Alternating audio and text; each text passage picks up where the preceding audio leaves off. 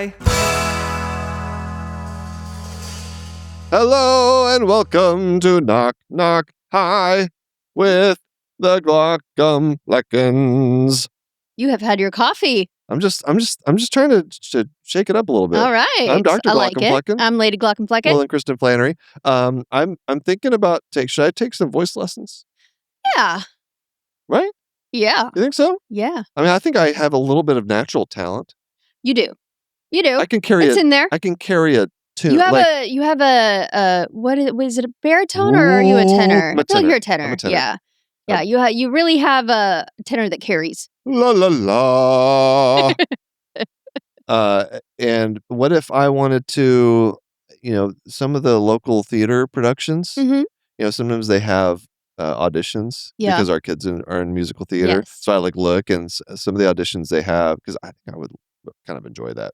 Yeah. I would enjoy being You mean in you a would play. enjoy being on a stage and having everybody look at you and watch what you're doing? You, of all people? Yeah, I think so. That's surprising. But one thing they do is they require you to have they want you to have your vocal range because a lot of it involves singing. So I think I can sing a little bit, but I can't like on stage sing. I'm not I can't do that. So I'd have to get some training. Right. First. You haven't had vocal training. That's all. Anyway. Should we start a family band? Yes, we'll do that right after this episode. So let's talk about this episode. We have a very special guest. We have Ellie Breach. She is a D1 goalkeeper. She is not just any goalkeeper. She is the Pittsburgh Panthers soccer program, their all-time winningest goalkeeper, and helped lead the team to multiple NCAA tournament appearances. And she did 4 years with Pittsburgh and now has transferred for her last year of eligibility to NC State. And this coming fall, she'll play soccer there. But we got connected with her because she performed CPR on her father. That's right. Who had a sudden cardiac arrest out of the hospital. Very similar stories. Otherwise healthy, young people. She has it's a harrowing, fascinating story, as these stories usually are. And now, and like you, her father is also in the medical field. Just so many parallels between our two stories. So she reached out to me on LinkedIn and now told me her story, and I knew we had to have her on and chat with her. And now she's using her platform and her story to help educate people about CPR awareness. That's right. Getting people to go take classes and education, and just doing a lot of really great work, which we love to highlight people who are doing that kind of thing. Yes, and right now she has a fundraiser going on to support Project Adam, which brings CPR equipment and education to communities that need it. So definitely go check that out. Let's get to it. All right. Here is Ellie Breach. Hey, Kristen. Yeah. Be honest. Do people think about their eyelids? Honestly, I don't, unless something's wrong. They should, because eyelids are amazing. They distribute your tears. They protect you from incoming objects. They're really important for overall eye health as well. And we both know they can also be affected by something very common, Demodex mites. Oh, yeah. Demodex blepharitis. That's when Demodex mites overgrow and they start causing problems like itchy, red, irritated eyelids with crusties. Collarettes, you got it. And everyone should know that if your eyelids aren't healthy, your eyes won't be either. That's why it's important to see an eye doctor, to get an eyelid check, which is part of a normal eye exam. And the good news is there's a prescription eye drop treatment available for Demodex blepharitis. It's great news. To learn more about eyelid health and Demodex blepharitis, visit miteslovelids.com. Again, that's miteslovelids.com to learn more. This ad is brought to you by Tarsus Pharmaceuticals. All right, we are here with Ellie Breach. Ellie, thank you so much for joining us. Thank you for having me. I'm excited to be here. I got to say, you are the first college student to be on really? I think that's podcast. True. Yeah, we've had med students, but never college students. It's so refreshing to finally talk to a non-doctor. It's honestly you bring a different perspective. It's great. You're just a whole different whole different things, set of things we can discuss. Yeah, this is one from my camp instead of yours. That's right. So, and we'll get into the connection that we have here in a second. But first, I wanted to, so you recently transferred from Pittsburgh? Yes. Where you were, I understand that you were the program's all-time winningest goalkeeper on the soccer team. Yeah, so I did 4 years of Pittsburgh, and I graduated with a degree in natural sciences and a certificate in Latin American studies, and had an extra year of eligibility and decided I wanted to switch it up a little bit, and now I'm at NC State. Nice. That's awesome. When does the season start? So the season starts in August. We have like a spring season with scrimmages, but spring seasons basically are real preseason, practicing every single day, film, few scrimmages here and there, and then once about July hits is when we hit the ground running. So literally. Actually. Yeah. Yeah. So well, obviously we're going to get into some kind of more medical things for our medical audience, obviously. Yes, don't go away. but no, I think I want to talk about the soccer thing because you're like at the top of your sport and when did you start? When did you know you're going to be a goalkeeper? That's what, because I'm interested in this as someone with kids. Yeah, that's where I thought that was going. I'm just curious. Like, how do you get onto that track? Well, I always did like a bunch of different sports growing up. I love gymnastics, but I'm almost 6 feet tall, so that just was not going to work out. Yeah. My entire family played rugby, and so of course I did rugby growing up. And then soccer is just kind of what stuck. But I'd say I didn't really start to focus on goalkeeper till like 7th or 8th grade. I always loved being in goal, but I don't think my parents did. And why? So I liked it a lot more. You get hit in the face a lot. You're always hard falling to watch on the ground. It's a very my poor mom and dad, like I feel like they're very nervous all the time for me, but I always like doing very difficult things, and part of my personality is I like doing the things that other people don't like to do. So it was really natural for me to gravitate towards being a goalkeeper. That's interesting. So is it? I mean, I'm not going to try to. I don't want to offend you, but do you get bored back there? Is it? Not ever. Okay, that's a very fair question. During games, maybe sometimes. Okay. But during practice goalkeeping is a lot different than game goalkeeping, because game goalkeeping, you have to be on your toes. You can go through lulls where nothing's happening, and then within 5 seconds, you're going to have the most action the entire game. So it's almost harder mentally than physically, because for 90 minutes, even if you're not necessarily doing that much, your brain just has to be turned on. But practice is when you just kind of get the crap kicked out of you. And so when those moments do come, you're going to be ready. I gotta say, I've learned a bit about like what practice is like as a goalkeeper from TikTok. I'm fascinated by watching like some of the drills that the goalkeepers do, and how you have a way to like change the trajectory of the ball at the last second to like get you to work on your reflexes. Maybe that's just a TikTok thing, or if that's actually something that you do. No, I've done a whole bunch of reflexes things, because believe it or not, yeah, you may only play a couple short passes as a goalkeeper, but those short passes, man, they have to be perfect or you're going to get torn to shreds.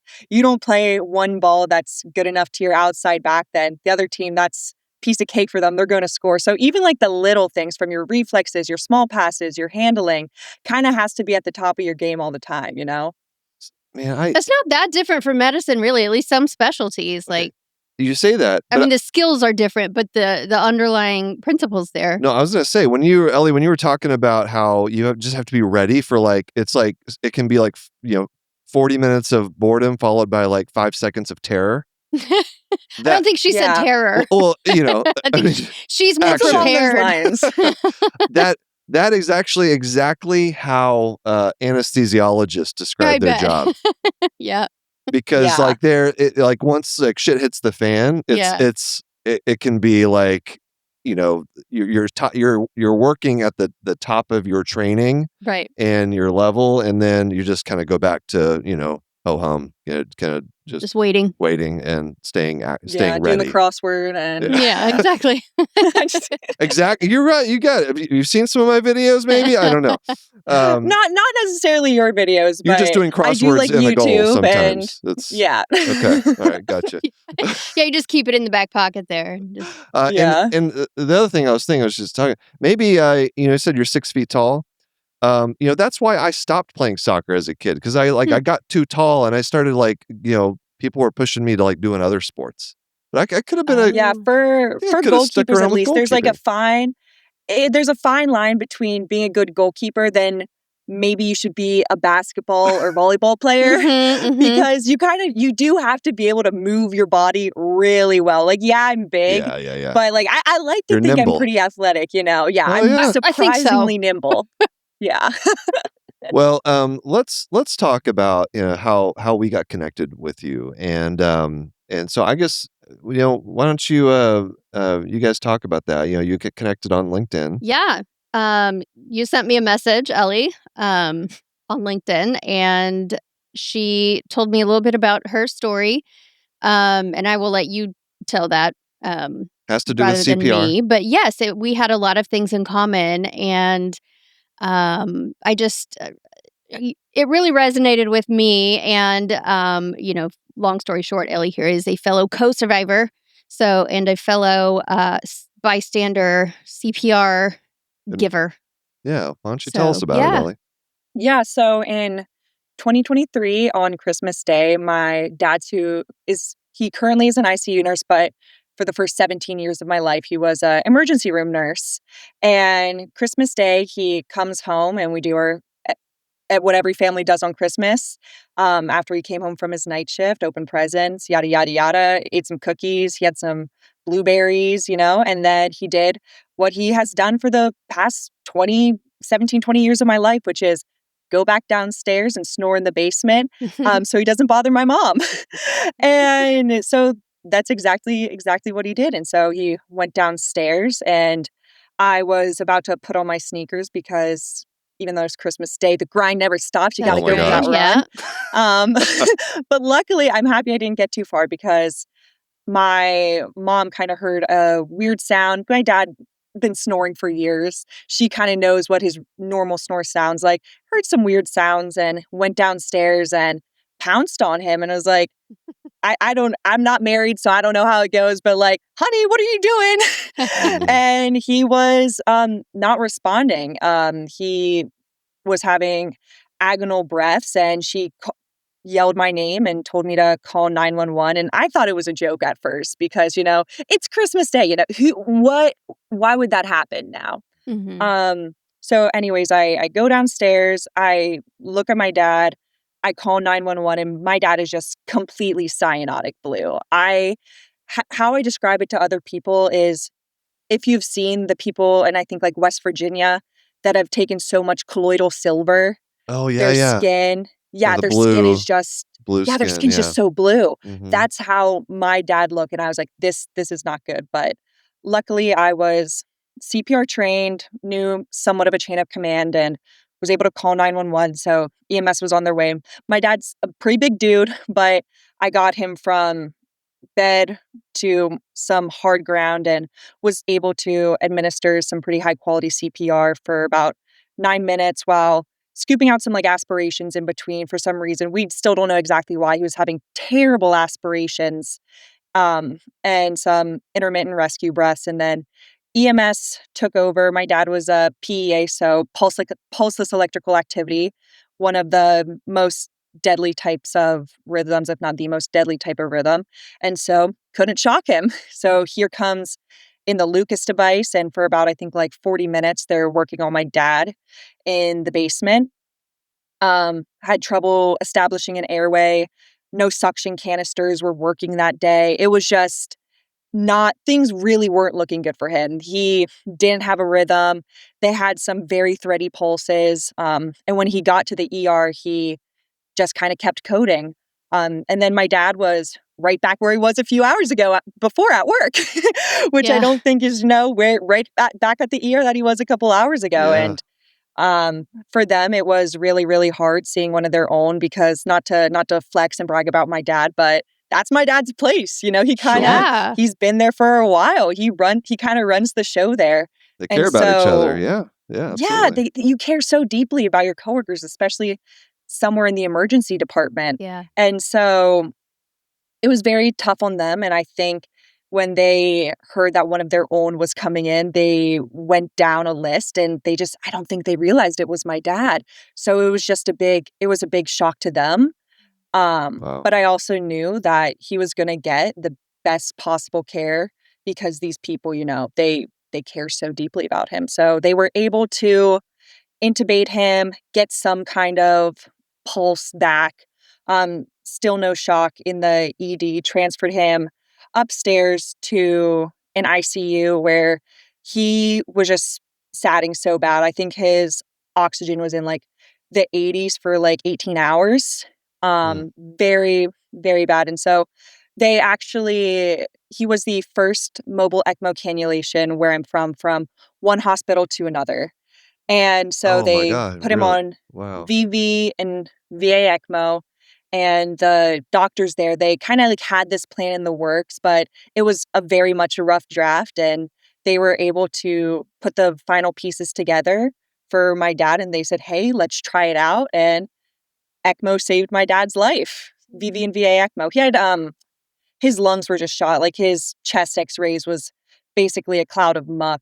And so once he was off the heart ECMO, he was still on the lung ECMO for a couple of days after that. But yeah, he was intubated on ECMO. And then once they got him off ECMO, he still needed a couple days to be on the vent, because he's again a big guy. A lot of drugs were needed.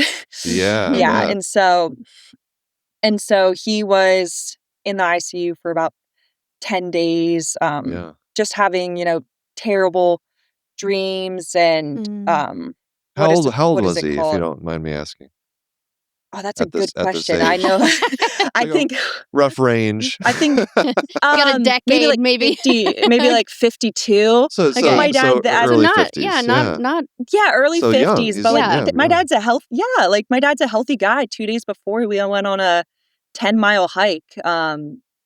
Which just shows you just how this happens to young people. It really does. And healthy people. Yeah. Exactly. And so in my eyes, my dad is just a guy. Like he's just like some random dude. And so when I heard your story, I was like, it can happen to anybody. Mm-hmm. And my dad didn't have any underlying heart conditions. My dad didn't have like a overdose on drugs or anything. So there's still so many unknowns as to like why he had this arrest, but it just goes to show that it can happen to anybody.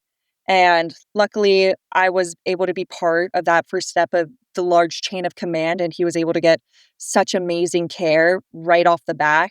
Amazing nurses, respiratory therapists, doctors, ECMO specialists, like the whole 9 yards. And he was able to recover without an anoxic brain injury.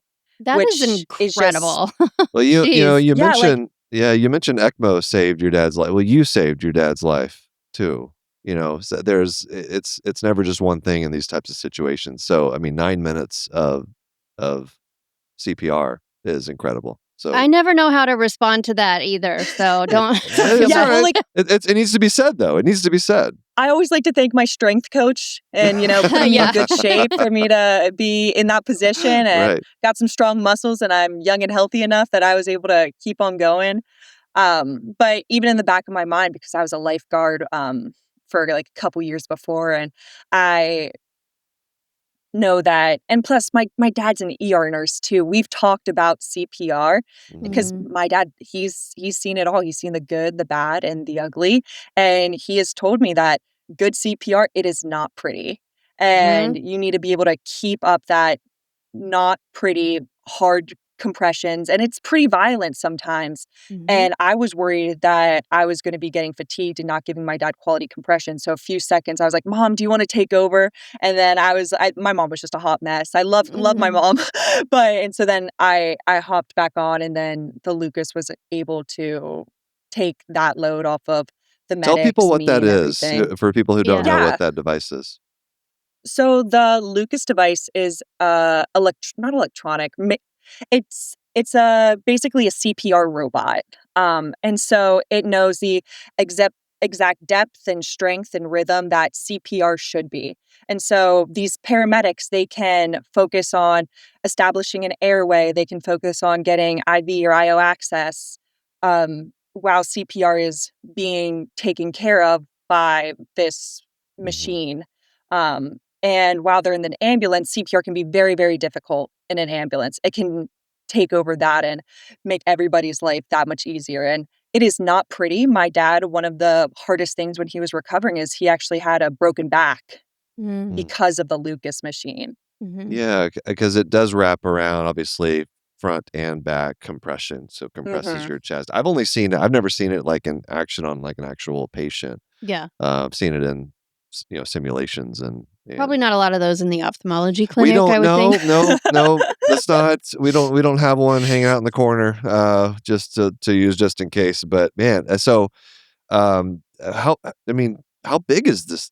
Because it's a fairly large piece of equipment. Last time I remembered this thing, so they were able to. Yeah.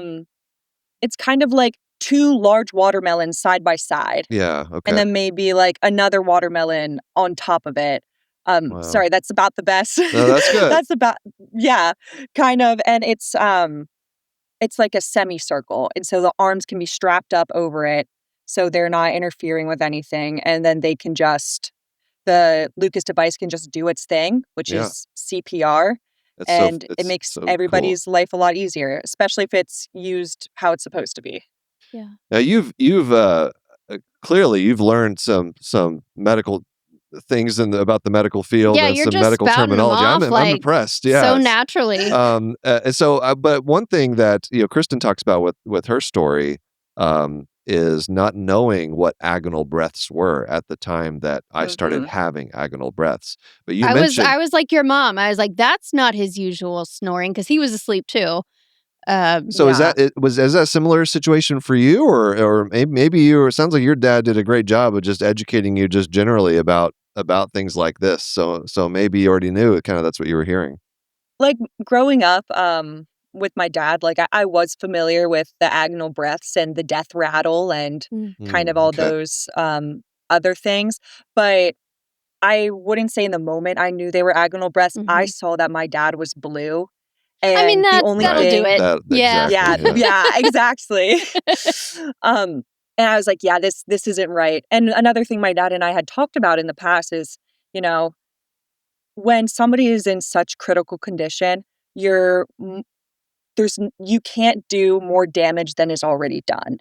And so say if my dad, like, I don't know, something else had happened and I was giving him CPR, but then 5 minutes later he woke up and was miraculously fine. That couple minutes of CPR, that doesn't put his life at risk, Right. And so I also, as a goalkeeper, this is kind of how I put it, and I'm able to relate it to athletics. You have to be ready and in a calm state of mind and ready for anything, and approach things, even if it's your own father or someone you're close to. You have to be ready, you have to be calm, and you have to be collected and do what you know. Yeah. I mean, I've spent a lot of time teaching my kids about like not using Visine and making sure you don't sleep in your contacts. Maybe I need to focus. They don't even have contacts. Maybe, well, eventually, someday they might. So maybe I need to focus more on like critical care medicine. Perhaps it seems a bit more useful, just across the board. Yeah, probably. But that's what you get for being an ophthalmologist, I suppose. Well, so I want to talk to you about kind of the aftermath of this. Well, before we get into that, you already knew CPR, obviously. Was it from your days as a lifeguard? Is that when you were originally trained for this, or have you been trained before then? Yeah, so I was a lifeguard, and if I'm being honest, I was a lifeguard at this massive, massive public pool, and I think I did more work cleaning up the bathrooms and giving people Band-Aids than any kind any kind of lifeguarding. But one thing we were required to do was in service where you'd go and they throw a brick at the bottom of the pool, you get it up, and then once you get the brick out of the bottom of the pool, you go perform CPR on a mannequin. And they made sure we did that very well. So when I knew that my dad, I was going to do CPR on a brick. Yeah. I thought that's where you were going with that. That'd be a little hard. Okay. Anyway. No, that would have been difficult. So when I knew my dad was gonna have it, because it took a while for us to realize that like we were gonna get him kind of completely intact back to us eventually. Like it took a few months because it's such a traumatic event.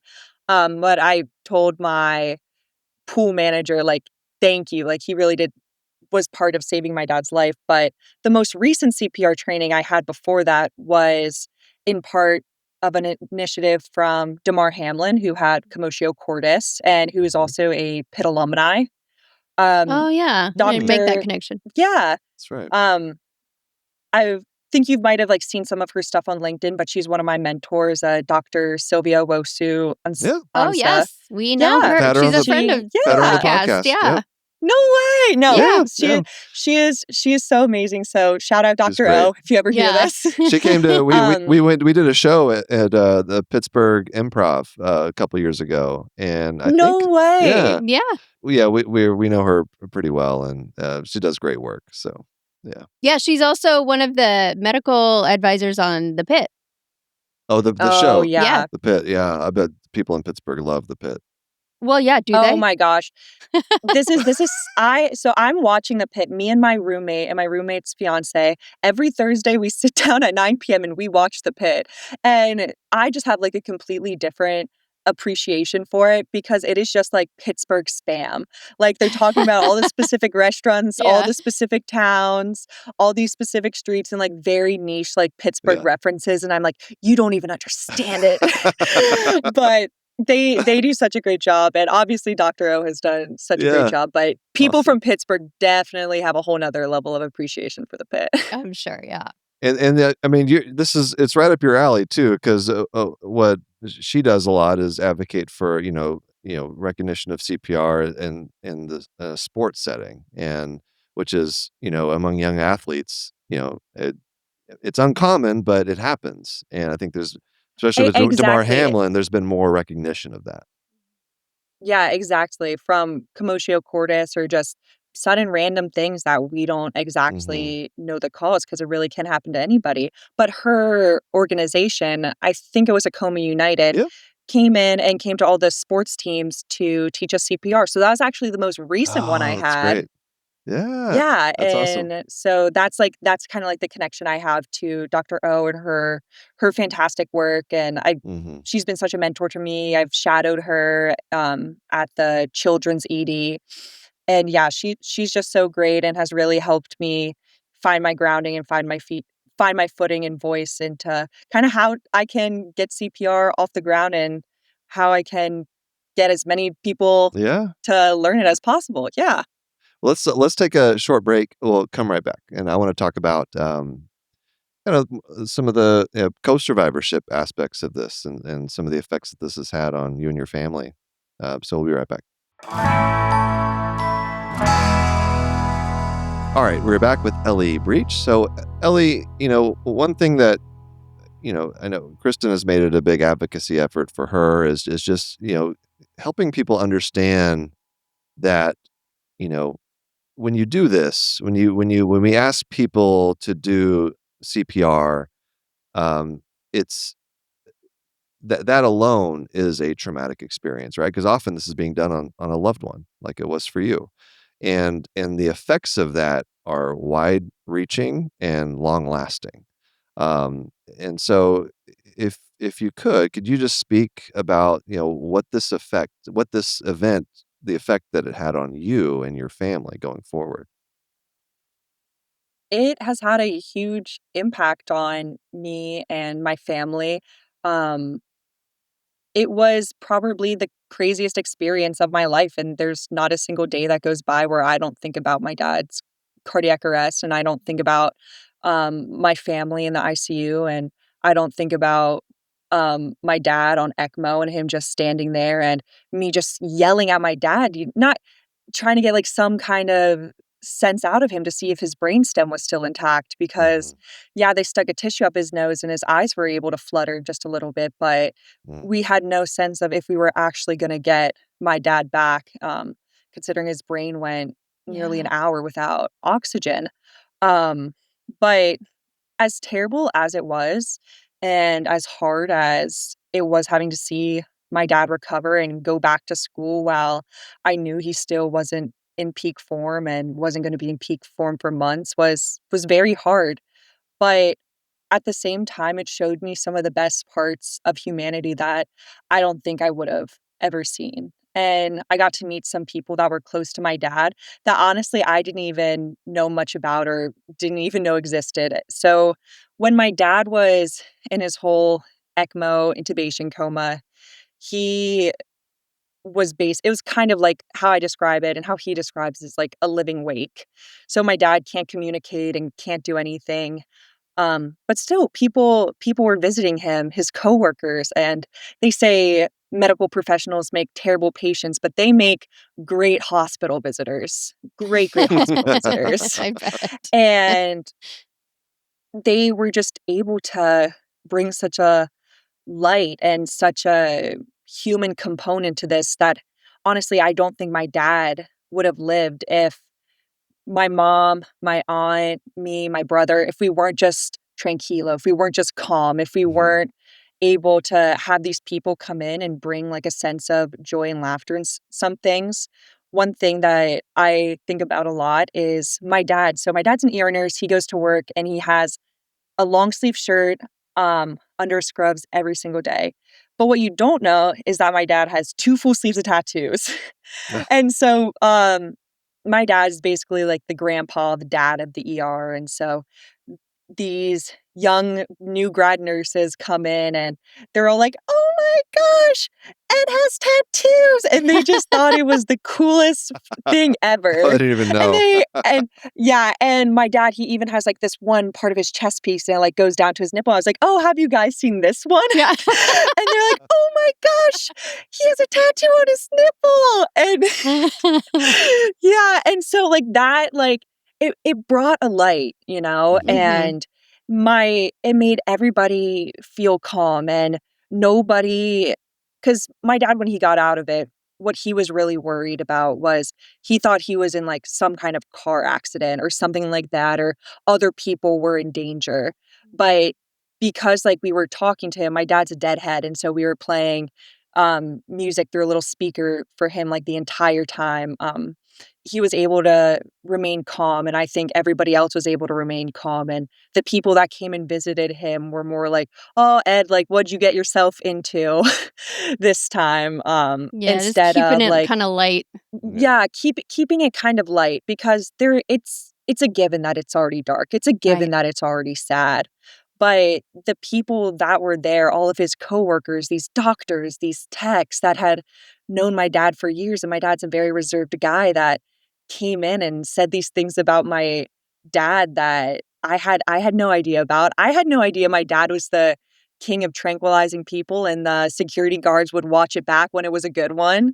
Um, and it made it That's made me great. feel just so much calmer and better knowing that I had this support system around me that I didn't even know. And that part really restored my faith in humanity. But the aftermath, I think it was hard for my family. My dad went from working like tons of shifts in the ER to not being able to do that. And that's a huge part of his was a huge Yeah. part of his identity as well. And my dad also just wanted to see me play soccer again and not being able to, go to a few scrimmages because he couldn't take 10 steps without being out of breath was really, really hard. But my family, my brother, he's 25, about to be 26. He lives close to my parents, but he has a full-time job. And I'm basically home maybe like 1 and a half weeks out of the year. Mm. Um, I don't get to see my family in person that much unless they come visit me. But being able to know that I have them, even when shit hits the fan, is very, it's very comforting to me. And I don't think I would have known that I had that unless the worst kind of happened. And we were able to get over it and get over it together. Yeah. But it's still not you don't get over it, you right. know? Move on. Yeah, move you forward, never I think is Yeah, you move forward. Mm-hmm. But you still think about it all the time. And it's also really hard for my dad because he was a PEA. Statistically, he shouldn't be alive. According to the MRI, like he has, or the CT, he has like a brain injury, but he's perfectly intact, you know? And I think he can be filled, and even like my entire family sometimes, like, why are we the miracle family? You know, why did it happen to us? And for me, at least, like one thing I feel like I'm able to do to kind of not focus so much on that is like I'm able to have this great platform where I'm able to advocate for CPR and AED usage and CPR education. So if somebody's ever in a situation like me, they're able to act on it, you know? Absolutely. That's why I'm kind of like, that's why I like to think this happened. So like my dad's story can be used to help other people. Yeah, there's something that is really powerful in being able to take something that's just deeply painful and create purpose out of it, to turn it into something that brings good to the world. It just is therapeutic in and of itself to be able to do that. So I'm really glad that you have found a way to do that, and I'm sure that you are going to indirectly save a lot of other lives, and maybe never know about it, but what you're doing really will make a difference. Yeah, but to your point, it really is therapeutic. Yeah. Ellie, do you remember a moment whenever you were like, oh, my dad's still here, like he's like mentally, like as he was like as he waking was up. recovering and waking up, like was there a moment where you're like, oh, okay, like you kind of were able Like, to that's let my out a dad. He's in sigh there. of relief, like, Yeah. okay. Yeah, so there are two kind of things. So my dad's one, he's a big deadhead, and there was one time I played a song, and I got like a grunt when I like yelled, and I was like, actually there's three things, and I could tell, and I skipped to the next song, and then it was peaceful again. And also, my dad was fighting this breathing tube for quite a while, and they wanted to deintubate him, but his respirators were so high because he was agitated. And so I would yell at my dad to calm down, and then his respirators would slow down, and I would talk to him and be like, if you want this tube out of your throat, you have to um really slow down your breathing. And then like the final thing was, so I guess like right at 2024 the movie The Color Purple came out, and I was talking about it, and my dad, he was deintubated, but he was still, very much heavily on the Versed and propofol or whatever. Right. And like he was on the extreme cocktail still. And he like spat out the author of The Color Purple. And my dad's never read that book. And I was like, what? And so I looked it up and I was like, oh, no, he's right. So I was like, it's going to take a while, but he's in there. Yeah. That's great. I remember how you mentioned, how out of breath you'd get even just walking 10 feet. I that's one thing I remember, and I was only in the hospital for a couple days. And even that, just laying in bed, and not moving. Well, and the fact that you had a whole bunch of things done to your body. but my point is, like, it was shocking, like how quickly you can decondition. No, I was about to say, you can atrophy real quickly. Oh my God. It was, and it took weeks. It took weeks to be able to like, just, walk to the mailbox, and like feel like, you're not going to pass out because you're so tired.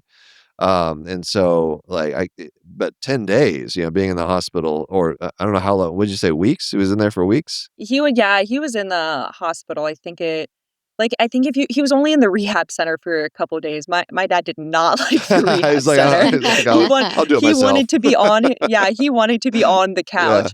I think it was about like 20 days. Oh, so I mean, it must have taken quite a while for him to get his legs under him. And it did take a while because, you are a little bit younger than him. And as much as my dad doesn't want to admit it, he is a 50-something-year-old man. Strong, though. I know those ER nurses are strong. Oh, yeah. So, I'll give him that. Yeah, he may be 50-something, but he is extremely stubborn. And so that definitely helped to aid in his recovery. Yeah. Yeah. Well, let's talk about you have a fundraiser that it's called Ellie's Hands on Hearts, and you're raising money for Project Adam, which is a nonprofit for CPR education. How long have you been doing this? So I started it in the August of 2025. So it hasn't been going on too long. My last semester of my senior year was crazy, and now that I have a degree underneath me and I'm able to not take as strenuous classes, I feel like I'm able to focus on it a bit more. And so right now I'm selling some t-shirts. Oh, nice. Find courage, it says. That's great. Yeah. And then on the back, it has, you can't see it too well, but it's like 2 goalie gloves, like holding a heart. That's great. I love it. That's fantastic. And so selling those right now, and then I'm hoping to just kind of continue social media fundraising campaign and see what other ideas I'll have in the future. But Project Adam is just such a fantastic organization because you can have as many AEDs in the world and as many CPR mannequins in the world, but if you don't know what to do with them, they're kind of useless, Right. And another thing that's really important to me is people, finding the courage to step up in these really, really hard moments. For me, like, it's very specific to CPR and AED usage, because that's kind of what happened to my dad. But I want people to know that in like these very dark times in their lives, you can still find the strength to find courage and step up and do what's necessary. Yeah, that's great. I think I'm impressed and just it's amazing, that work that you're doing. So keep that up, and people can find out about this. You have an Instagram at Ellie Breach, and so people can check you out there. And I'm sure you have information. And she's on LinkedIn. And on LinkedIn, Yes. exactly. People can find out about you and the incredible work you're doing, fundraising, Project Adam. People should definitely check that out. And I want to know what's next for you. What's I'm sure you get that question all the time at this age, but we're going to ask it too. I'm going to be the dad here and be like, what do you want to do with your life, Ellie? What's going on? Because you're so accomplished already. I'm be fascinated to know what you're going to do. So I'm hoping right now, next week, I'm starting my EMT class, and hopefully I'll be able to work as an ER tech this summer. The past 2 years, I've worked at that's great. Like, I was a tech just on like a med surge floor, but I won a little bit. I just want to change the scenery, and getting my EMT will help aid in that process. But gonna have a very strong last final season of collegiate soccer, maybe play a season of professional soccer. But another thing I really want to do is I want to get a master in biomedical science before I go to med school. Just because my primary background before I switched to natural sciences was engineering. So my STEM background is very mathematics focused and very physics focused, which can be a good thing, but I definitely want to hone in on the biology, chemistry, anatomy before I set off to med school one day. Oh, I love that. That is incredible. Your experience. I'm a bit biased. Yeah. But I love to hear you're going to med school. That's and your great. Personal experience is going to make you one of the better doctors that exist. I think any doctor that has had some kind of personal experience with the healthcare system has an unfair advantage against all the rest because it is a different experience on that side of it. And so, that'll help you. I'm sure I have no doubt you're going to be very successful, but that will make a big difference to your patients. Thank you. It really will. I mean, I learned so much just being a patient, and I know you learned a lot being you've been a patient as well, and married to me, who can't stop being a patient. And so it does the perspective it gives you on the healthcare system, on interacting with different parts of the healthcare system as well. It's really invaluable, real life experience. So, and can I just say, I mean, you might have a different path, but I mean, ophthalmology is great. It's really, do they have emergency ophthalmology? Not a lot of things like weird or gross me out, but like eyeballs. Yeah, I hear that a lot. I get it. But so. Well, and now I have a very important question we have to ask before we let her go, which is, do you get anything you want now from your dad? Oh my God. That's right. My brother and I, like we're both like independent grown people, but we'll still argue sometimes. And my brother likes to bring up that he had a better SAT score than me. And I know where this is going. Exactly. And my comment to that is like, well, Dad's still alive. It's an amazing card to play. That's great. Yeah, exactly. That's like the one time I pull the card. But my dad, I would say definitely he always has, but especially within the past 3 years since this has happened.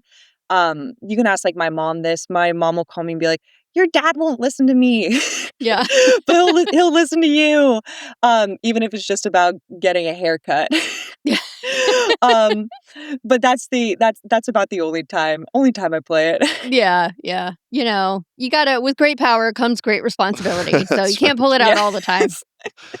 Well, Ellie, it was a pleasure to meet you, and thanks for sharing your story. And I just wish you best of luck with the soccer season coming up and med school and everything else in life. So good luck. No, thank you. Thank you so much for having me in. I really just shot a shot in the dark with the LinkedIn message, and I had no idea they would lead to something this cool. So thank you for responding. It means a lot to me. Of course. I mean, it's rare to hear from other coal survivors, and particularly, ones that had a very similar experience, where the specifics are so similar. So, definitely wanted to meet you. Yeah, being a co-survivor and then the immediate first survivor is somebody that's also in the medical field, I feel like is such a niche experience. I was like, oh my gosh, you guys have my heart already. I feel for you so hard. Well, it's telling your story really does. It helps people. That's what we've learned over the years, and that's why we go around telling our story. And so, and not everybody feels like they can share their story, and so I encourage you to keep doing it. So. Thank you. I appreciate it. Take care. What a powerful story. Yeah. I'm used to being on the other side. I'm used to telling the story. I'm not used to hearing the story. So parts of it I was a little verklempt. Yeah. So yeah, I don't know. It's unusual to find somebody who has such a similar experience. So it really meant a lot for her to come on. I think if you're going to have someone doing chest compressions on you, I think a D1 goalkeeper. That's a pretty good, Pretty good for doing effective I kind of compared to that, I am kind of amazed. You're basically a D1 goalkeeper. I'm like the very opposite of that. I am petite. Well, it's not just slight. Strength, it's just determination. Yeah, I do have a lot of that. And love. Yeah. Right? Yeah. You loved me enough. That's right. To save me. And the mortgage, her dad, the 2 kids, they helped. No, I'm just kidding. I was thinking as she was talking about being a goalkeeper, that's probably there's a lot of goalkeepers in medicine too. Like if there's like a position in sports, that would be interesting that relates to the medical field, it's like a goalkeeper. Yeah. And you could take that in different ways. You could take that as like, a specialist kind of like blocking consults from emergency medicine. I sense a video coming. One way of doing it. I don't know. My content creation brain is spinning. Always on. All right. Let us know what you guys think of that episode. And if you have any thoughts on co-survivorship, we'd love to hear those. You can email us, knockknockhigh@human-content.com. Visit us on our social media platforms. Hang out with us in the Human Content Podcast family on Instagram and TikTok @Human Content Pods. Thanks to all the listeners leaving feedback and reviews. If you subscribe and comment on your favorite podcasting app, it's important to subscribe and comment. We can give you a shout out. Like on YouTube, we have our YouTube channel @Glaucomfleckens. Go check that out. We have Sarah G. Wads 2494 on YouTube said, friends of mine had a great pure Catahoula mix that was very successfully lived with medication-controlled epilepsy for nearly 12 years. Good luck to Milo. Oh, yes. This was a recent episode where we talked about our dog that has... He's had a few seizures over the past few years. And you know what? Here's the thing. This is, you know how we get a little superstitious? Doctors can get a little superstitious about, don't say quiet in the ER, for example. Well, ours has always been, there's been like about 3 years between your medical events. And the last one was in 2020. Mm-hmm. And since then, our dog has had some seizures. And so I think that he took it for you. He's taken it from you. I transferred my demon. Yeah, because it's like about for him too. It's like every 3 years or so he has an episode. So I think you're in the clear because Milo's got you covered. That's man's best friend in many ways. Scientifically based. I'm sure. Assessment right there. Full video episodes are up every week on our YouTube channel @Glaucomfleckens. Also have a Patreon. Lots of fun perks, bonus episodes, or react to medical shows and movies like The Pit. Mm-hmm. Doing a couple Pit episode reactions. Hang out with other members of the Knock Knock High community. Early ad-free episode access. Interactive Q&A live stream events. Patreon.com/Glaucomflecken or go to Glaucomflecken.com. The newly renovated Glaucomflecken.com. That's right. Got a facelift. Speaking of Patreon community perks, let's shout out the Jonathans. We have Lucia C., Edward K., Marion W., Mr. Granddaddy, Caitlin C., Brianna L., MP Cole, Tracy B., Mary H., Keith G., Parker, Muhammad L., David H., Kaylee A., Gabe, Gary M., Eric B., Marlene S., Scott M., Kelsey M., Dr. Hoover, Sean M., Ryan N., Jess K., Hawkeye MD, Belby Salt, and Shawnee D. Patreon roulette time. Random shout out to someone on the emergency medicine tier. Shout out to Captain Mainwaring for being a patron. Thank you, Captain. And thank you all for listening. We're your hosts, Will and Kristen Plainer. Also known as the Glaucomfleckens. Our executive producers are Will Plainer, Kristen Plainer, Aaron Courtney, Rob Goldman, and Shanti Burke. Our editor and engineer is Jason Portizo. Ooh, I struggled with that one. Yeah, I barely got that out. Music is by Omer Benzvi. To learn about Knock Knock High's program disclaimer and ethics policies, submission verification, and licensing terms and HIPAA release terms, go to Glaucomflecken.com or reach out to us, knockknockhigh@human-content.com with questions, concerns, or fun medical puns. Always love a pun. Knock Knock High is a human content production.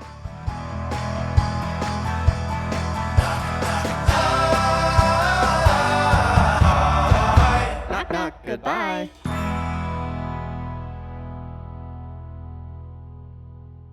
Thanks for watching the episode. You can find more on that playlist over there. If you prefer to listen or you just had your eyes dilated, you can binge full episodes wherever you get your podcasts. Or join the party over on Patreon, where you get early access episodes, hang out with us, get lots of exclusive bonus content. Help you subscribe, leave a comment below. Let us know what you think.